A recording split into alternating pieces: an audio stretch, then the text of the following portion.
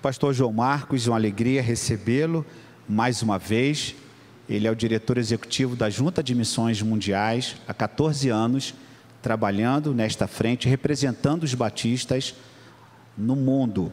E muitas informações não podem ser passadas em virtude do ingresso em alguns países que proíbem e que perseguem os cristãos. Então, nós evitamos falar ao máximo porque nós precisamos preservar a sua vida, a sua família, e nós temos a alegria de receber pela 14ª vez aqui a presença dele pregando, com exceção de 2021, em virtude da pandemia, que ele nos enviou um vídeo.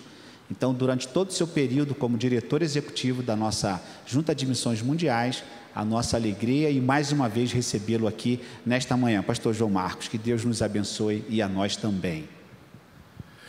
Eu agradeço as palavras sempre carinhosas do pastor Davi, esse amigo da época em que ele ainda era seminarista. Não é isso? Ele me ajudava ali na Juberge, e eu sou grato a Deus por sua vida, por seu ministério, sou grato a Deus por poder voltar aqui mais uma vez a esta igreja e celebrar com os irmãos e irmãs mais um culto a Deus, porque é o que podemos fazer de melhor, que mais parece com o que vamos fazer na eternidade, é celebrar um culto a Deus.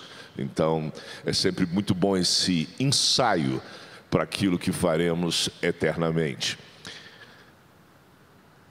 Eu quero lembrar a vocês alguns desafios. Mas, fundamentalmente, o que eu quero dizer é que, imagine você se você desse uma ordem para alguém e essa ordem não fosse cumprida dentro de um prazo razoável. Qual seria a sua reação? As mães, mandam os filhos arrumar o quarto.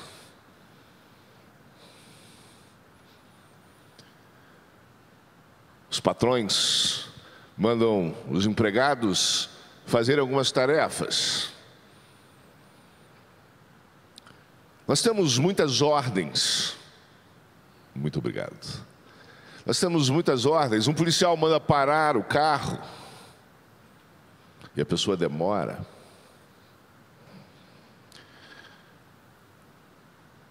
Há um ditado brasileiro que manda quem pode e obedece quem tem juízo. Acontece que, da ordem que eu estou falando, não é simplesmente quem pode. Porque Jesus disse em Mateus capítulo 28, no versículo 16, toda a autoridade me foi dada nos céus e na terra.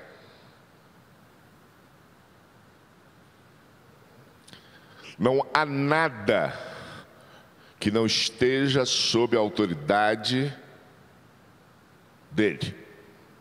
E ele disse, porque eu tenho toda a autoridade, eu estou mandando. Essa parte aí eu estou incluindo no texto, mas é porque subjaz a ideia.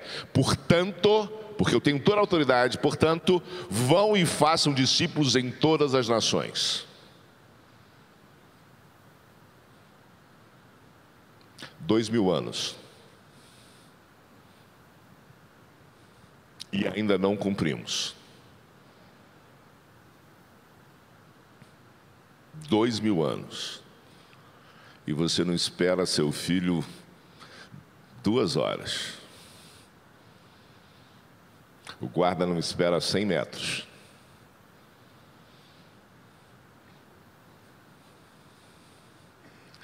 Se não tivesse nenhum sinal mais de misericórdia de Deus, isso já seria o suficiente para entendermos a misericórdia de Deus. Porque 2000 anos, gente, 2000 anos é um prazo que, vamos falar a verdade, é mais do que razoável. Já era para a gente ter terminado isso. Alguém discorda que 2000 anos é um prazo mais do que razoável? Até agora não achei ninguém. Eu acho que está faltando juízo para a gente.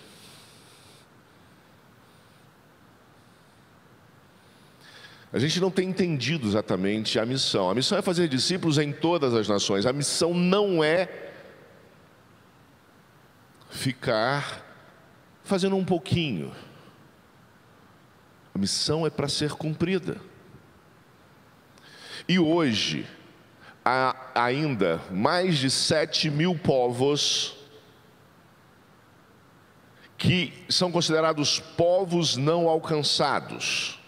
Povos em que há menos de 2% de cristãos evangélicos ou menos de 5% de cristãos nominais. Vocês vão poder conhecer um pouco mais sobre isso ao longo deste mês.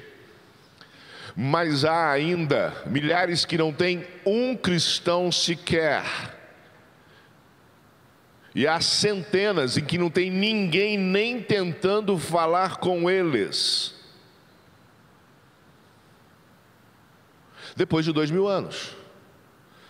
E eu tenho uma notícia um tanto quanto estranha para você, que povos aparecem, surgem, povos se multiplicam.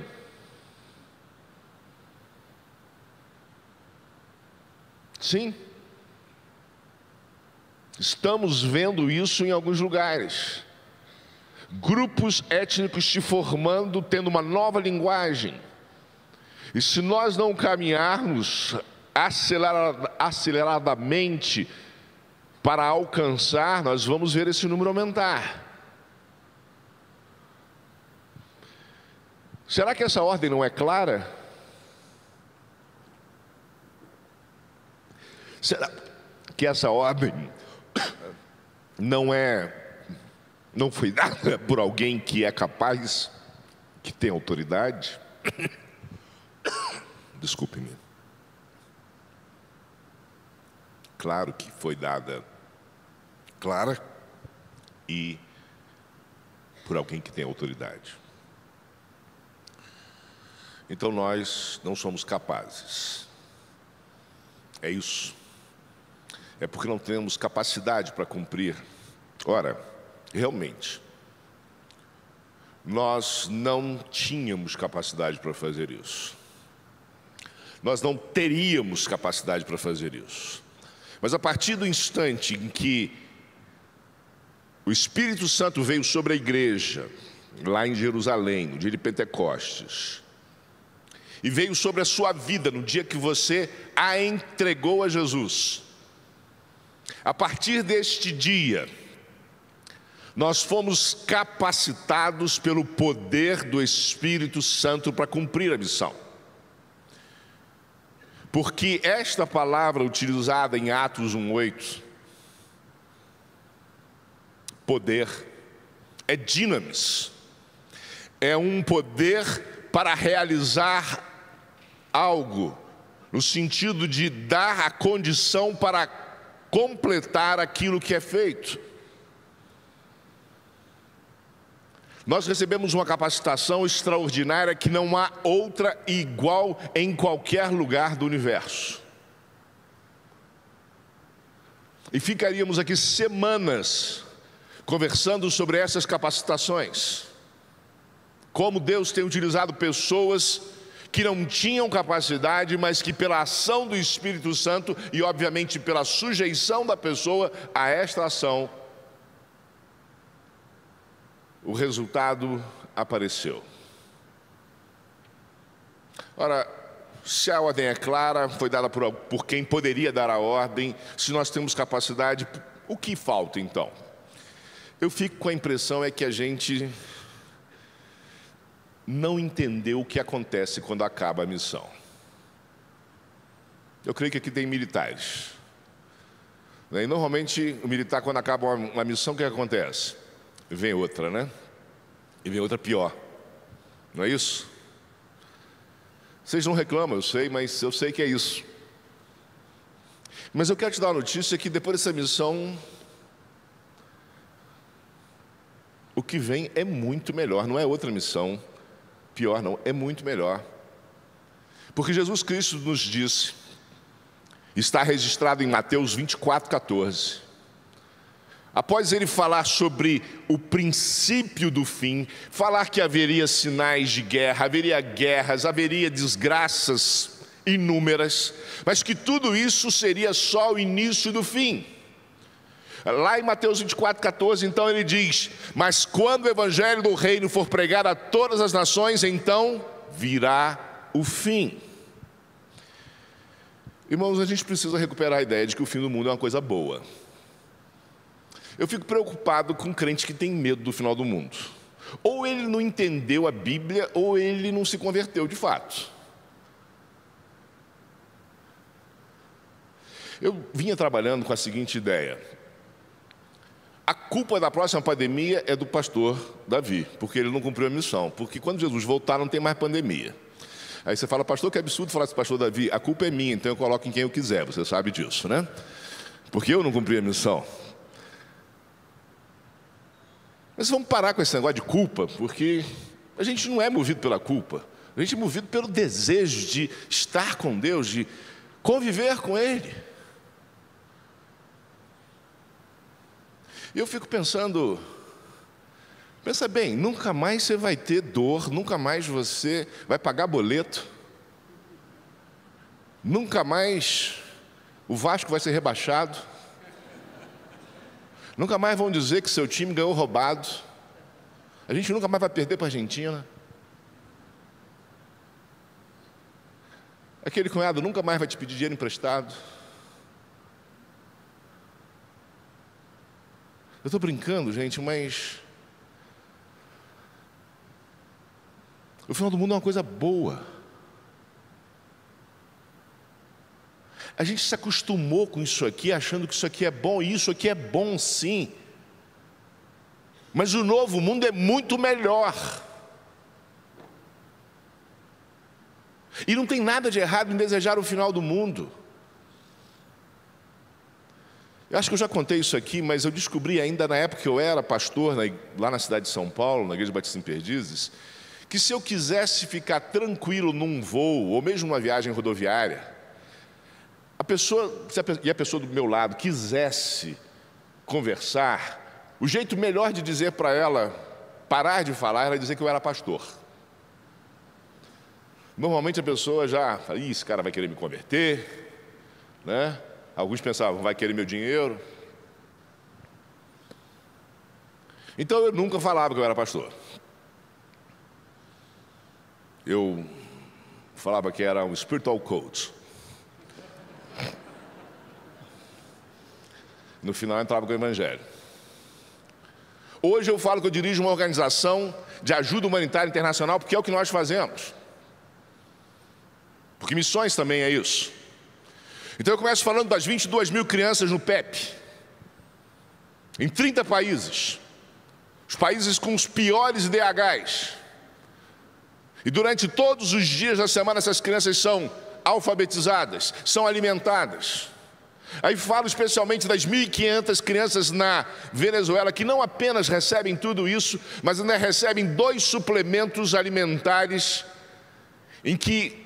nos quais há todos os nutrientes necessários para que eles tenham saúde. A farinha enriquecida, conhecida como fé. Falo das crianças que nascem com HIV e que nós cuidamos. Falo das viúvas que, abandonadas, rejeitadas, não tendo ninguém que cuide delas, nós criamos um processo para que elas recuperem a dignidade, arrendando lugares, terras, para que elas plantem hortaliças e tenham renda e tenham alimento. E vou falando.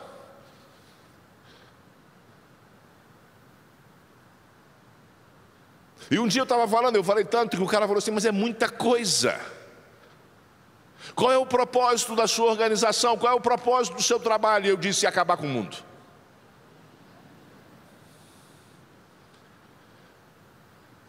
E a pessoa tomou um susto. Eu falei: é porque esse mundo é injusto.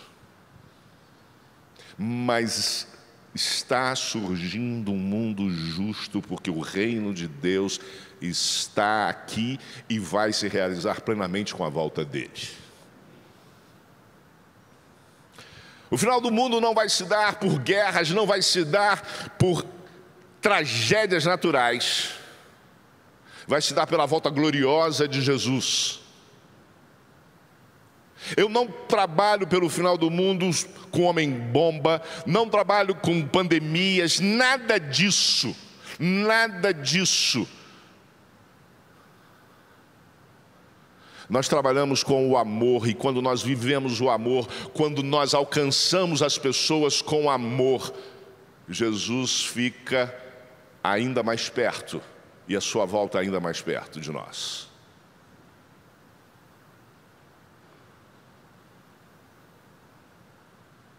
Eu quero desafiar você a ser alguém que trabalhe pelo final do mundo. Sabe aquele desenho, não sei se ainda tem, mas daqueles 2 ratinhos, que o gênio dizia, o outro perguntava para o gênio, né? O que nós vamos fazer hoje? Ele dizia, vamos conquistar o mundo. Pink Cérebro, não é isso? Ainda bem que não sou só eu que assistia. Entregou a idade também, né? Mas que a gente acorda todo dia pensando nisso assim, olha, mais um dia, louvado seja Deus, Senhor, mais um dia que o Senhor me deu aqui, e eu vou usar mais esse dia para acabar com esse mundo, porque eu quero viver eternamente com o Senhor na glória. E acabar com esse mundo não é destruí-lo, é cuidar dele, é cuidar das pessoas, é viver o amor, não é odiá-lo, é amá-lo. Mas acima de tudo amar a Deus e obedecê-lo. Eu quero hoje falar a você sobre como o Espírito Santo nos capacita a cumprir a missão. No texto de Atos 1:8 que já citamos, aparece no meu entendimento pelo menos 3 capacitações que o Espírito nos dá. O texto nos diz que o Espírito Santo viria sobre nós. E ele diz, então ser-me-eis testemunhas, tanto em Jerusalém, toda a Judéia, Samaria e até os confins da terra. A primeira capacitação que eu vejo do poder do Santo Espírito, do Espírito Santo, é a capacitação de ser.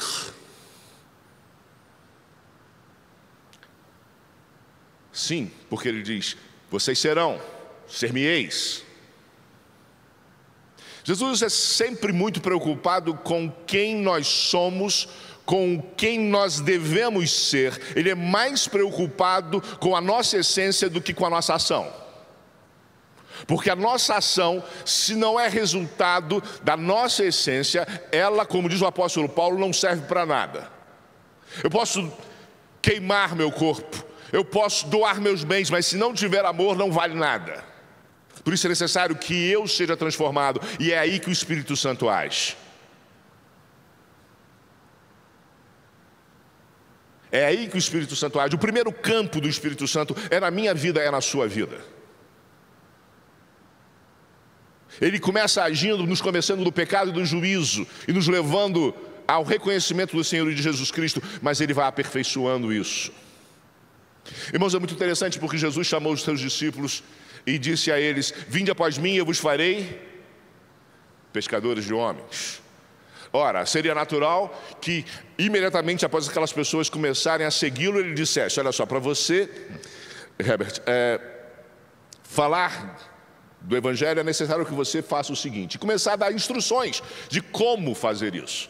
Mas não, assim que ele chama, ele começa a ensinar aquilo que nós conhecemos como o Sermão do Monte. Ele não nos ensina técnicas, ele nos ensina vida. Ele nos fala de ética, mas fundamentalmente ele nos fala de transformação. E ele praticamente conclui o Sermão do Monte dizendo, sede pois vós perfeitos como é perfeito o vosso Pai que está nos céus. Eu tinha 17 anos quando fui para a faculdade teológica, e lá tinha um professor que deixou muita gente em crise com a seguinte frase, esse texto é um texto muito difícil, porque ele causa doenças nas pessoas, porque as pessoas ficam querendo ser perfeitas, e é impossível ser perfeito. E eu fui atrás disso. Por que esse texto é assim? O que esse texto quer dizer? E eu vi pastor Werner Castro, explicar o texto dizendo, o contexto todo aqui fala de misericórdia. E Jesus, ao falar de misericórdia, termina dizendo, o tempo inteiro ele vai falar de misericórdia, ele termina dizendo assim, sede vós, pois, perfeitos em misericórdia, como Deus é perfeito na sua misericórdia. É isso que Jesus Cristo está nos dizendo, que a minha misericórdia tem que ser igual a que me alcançou. Eu não posso ser alguém que retém a misericórdia de Deus. Eu tenho que ser alguém que é transformado pela misericórdia e que ela passa por mim e alcança as outras pessoas. É isso que o Espírito Santo tenta fazer em mim. Irmãos, eu tenho um amigo. E o que eu vou falar aqui não é fofoca, porque ele já até publicou no YouTube. Aliás, no YouTube não, ele publicou e a gente botou no YouTube. Alexandre Aló, pastor no Rio de Janeiro, militar, eu falava ex-militar, mas depois descobri que não existe ex-militar. Então, militar não está mais na força, está na força do Evangelho, sempre esteve. Um dia ele me ligou e disse, João, eu acho que os diáconos da minha igreja não gostam mais de mim, porque eles me deram de presente uma viagem com você para o Oriente Médio. Eu disse, Aló, eu achei que viajar comigo não era um castigo. Não por você, mas o Oriente Médio, cara, eu queria ir para a Europa com você, queria ir para qualquer lugar desses bons com você, mas o Oriente Médio lá só tem muçulmano. E ele disse uma coisa que foi a primeira pessoa que teve coragem de me dizer, ele disse, eu detesto esse povo. Para mim esses caras nem se convertem, é impossível esses caras se converterem. Pastor Batista, mas o Aló é um sujeito fantástico. Ele é capaz de chegar para você e dizer assim, olha, não conheço o senhor, mas não gosto do senhor, então eu preciso conhecer o senhor para gostar. Ele é assim, um sujeito transparente. Eu falei, Aló, se você topar, Deus vai agir. Ele falou, eu estou nessa não, eu já aceitei, mas só estou te dizendo, não espera que eu vou fazer nada lá não, porque eu vou ficar com os 2 pés atrás com esse povo. Eu falei, ótimo, vamos embora. Bem, irmãos, primeira noite, de dia a gente passeia, você precisa de uma viagem dessa. De dia a gente passeia e de noite a gente conhece a parte subterrânea, digamos assim, do nosso trabalho. E naquela vez, a primeira pessoa que nós encontramos foi, coincidentemente, por aquelas coincidências de Jesus, a primeira pessoa que a nossa missionária Késia ganhou para Jesus naquele país. Uma mulher que nós chamamos de Grace, muçulmana, família toda muçulmana, casada, que, tendo uma dificuldade, procurou a Késia, foi evangelizada, conheceu a Jesus Cristo, começou a ler a Bíblia, foi batizada, tudo isso em secreto, sem saber nada, até que um dia o seu marido descobriu a Bíblia, a pressionou, ela confessou, e aquele marido a surrou, a repudiou, avisou a seus familiares que também a repudiaram, também a espancaram. E aquele homem saía de casa inúmeras vezes e só voltava quando queria, e apenas para espancá-la, para abusar dela. Isso foi a sua vida durante muitos anos. Mas ela não abandonava Jesus. Naquele país, uma mulher trabalhar na casa de uma outra pessoa é uma vergonha.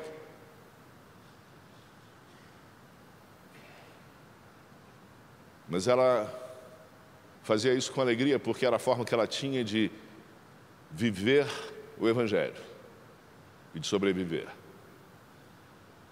Até que um dia seu marido, depois de muito tempo, reaparece doente, praticamente em fase terminal, e ninguém queria cuidar dele. E ele chega em casa, na casa dela, que não era mais mantida por ele, e ela o recebe, e ela começa a cuidar dele, e ela cuida dele com desvelo, com amor. E enquanto ela estava nos contando isso, o Aló começa a chorar, porque ele disse: essa mulher se converteu. Porque era a hora da vingança, era a hora da revanche, era a hora de jogar na cara. Mas quem ama, perdoa. Quem ama, Deus perdoa. Quem foi alcançado pela misericórdia, tem misericórdia. E toda noite, irmãos, era isso. Até que no último dia nós fomos fazer batismos. Não estava planejado, mas tinha gente para ser batizada. E o missionário lá falou, o missionário lá do país mesmo falou: pastor, vamos batizar esse pessoal. E aí o Alexandre Ló batizou um ex-traficante. Muçulmano, ex-traficante, agora ex-muçulmano, agora cristão. E ele dizia: João, Deus bateu na minha cara. O jeitão dele, Deus bateu na minha cara assim: João, você não acredita? Você vai batizar.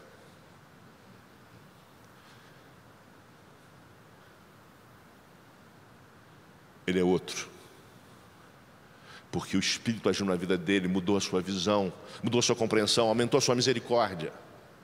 É nisso que o Espírito Santo nos capacita, a sermos mais parecidos com Deus, a sermos mais próximos daquilo que o apóstolo Paulo disse: varão perfeito. Não se acomode com o que você é como cristão, porque Deus tem muito mais para você. Sim, as pessoas falam que Deus tem muito mais para você em bens, Deus tem muito mais para você. Deus tem muito mais para você ser melhor, mais parecido com o seu filho. E o Espírito Santo capacita-nos a ser isso. Ele nos santifica. Mas não é só ser. Também nos capacita a fazer. Sim, fazer. Porque ele diz: serão minhas testemunhas. Não são espectadores. A palavra aqui não é ideia de espectadores, é martirel. A palavra aqui é de alguém que, espontaneamente, no sentido de que sai de um lugar e vai a outro para testemunhar. Então é uma capacitação para fazer o testemunho, para testemunhar. Irmãos, é muito interessante porque muitas vezes a gente diz assim: eu não sei fazer isso. Você não precisa saber não, você só precisa tentar. E não é porque um dia você vai acertar não, é porque um dia o Espírito usa. Boa parte dos irmãos e irmãs aqui sabe que eu sou filho do pastor Ebenezer, um homem cultíssimo, um servo de Deus dedicadíssimo. Mas meu pai tinha algumas características muito peculiares. Uma delas é que ele evangelizava todo dia, eu já contei isso aqui. E quando eu me formei, eu comecei a ir à convenção com meu pai, a assembleia da convenção com meu pai. A esposa dele não ia, a minha também não ia, a gente ficava no mesmo quarto. Quando elas iam, ainda assim a gente estava sempre perto ali um do outro. E meu pai desenvolveu uma técnica de evangelização que é completamente contrária a tudo que eu aprendi na vida. Ele entrava no táxi, e assim, a gente sabe que para começar a evangelizar, a gente começa falando como eu falo, no Spiritual Coach, esses negócios todos, eu falava. Meu pai não. Meu pai entrava no táxi, sentava no banco da frente, virava para o motorista e falava assim: você é evangélico? Primeira vez que ele fez isso, eu falei: ah, meu Deus, vai dar tudo errado. Meu velho precisa ser atualizado. Só que quando a gente chegou lá, no lugar da convenção, o cara tinha se convertido. E eu pensei: deu sorte. E aí na volta, quando chega no hotel, o cara se converte também, pastor Davi. Na verdade não se converteu, esse aí, ele voltou para a igreja. Estava afastado. E era isso todo dia, todo dia. Aí um dia, papai tinha uma reunião em outro lugar, eu fui sozinho de táxi. Peguei o táxi e falei: agora é comigo. Sentei no banco da frente e disse: você é evangélico? Ele disse: sou. Eu falei: pelo menos vou trazer para o meu time, né? Que igreja? Ele falou: Batista. Eu falei: tá bom. Aí você pensa: foi só isso? Não. Eu trabalhava na Juventude Batista do Estado do Rio de Janeiro, era o diretor executivo da Juberge. E nós bolamos um trabalho de evangelização com universitários, a invasão do campus do Gragoatá da UF. E a gente ia com uma camiseta da revista Campus, eu não sei se vocês se lembram disso. E a gente tinha uma prancheta, tudo identificado. Nós estávamos fazendo uma pesquisa, mas o propósito lá no final era falar do Evangelho. E aí um grande amigo meu, que era missionário entre estudantes do estado de São Paulo, foi comigo e Várias outras pessoas chegaram e eu peguei aquele material, comecei a explicar para o pessoal e o Marcos já estava aplicando. E quando eu estou explicando, já tem um cara no meio do campus ajoelhado recebendo Jesus. Eu terminei, o Marcos está com o outro lá orando, impondo as mãos. E aí chegou gente atrasada, então eu comecei a explicar e o pessoal que eu já tinha explicado, já tinha gente se convertendo. Eu falei, o mar está para peixe hoje, vou pescar. E fui, o primeiro, crente. O segundo crente, eu falei, eu estou mirando errado. Vou pegar aquele bicho grilo, pegar o bicho mais diferente, o cara mais diferente que tiver aqui, é nele que eu vou. Hoje o negócio está bom, é lá mesmo que eu vou. Fui, cheguei e falei, meu amigo, por favor, pastor João Marcos. Eu falei, Deus, o Senhor não ajuda. Eu estou tentando. Meus irmãos, a verdade é que eu tinha uma ou outra conversão. Eu encontrava mais crente do que tudo. E não era na igreja. Aí eu fui para a igreja, fui ser pastor em São Paulo, na igreja de Batismo em Perdizes. A igreja estava numa situação muito difícil, pouca gente. Eu fiz um inventário de dons, ninguém tinha dom de evangelização. O pastor existe, mas evangelização você não faz só com dom. Você faz porque Deus mandou. Eu não tinha. E aí eu continuei.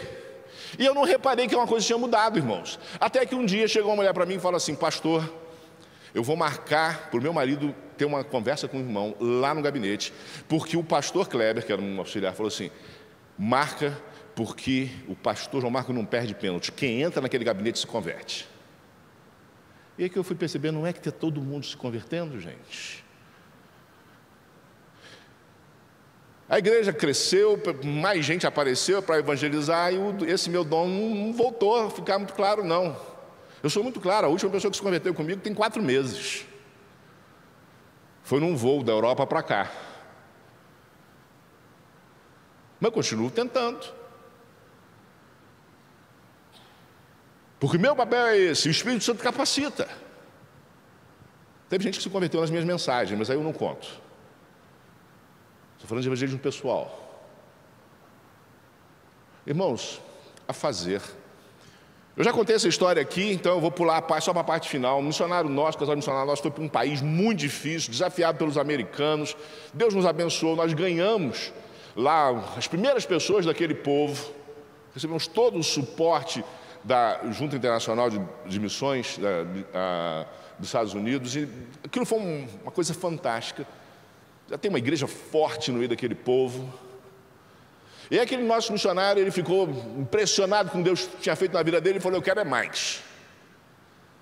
E ele em 2018 chegou para a gente e disse assim, olha, eu mapeei esse país aqui, né, peguei lá as informações todas lá com os americanos, e tem 52 povos não alcançados, mas tem 17 que não tem ninguém nem tentando falar com eles, os chamados povos não conectados, ou não contatados.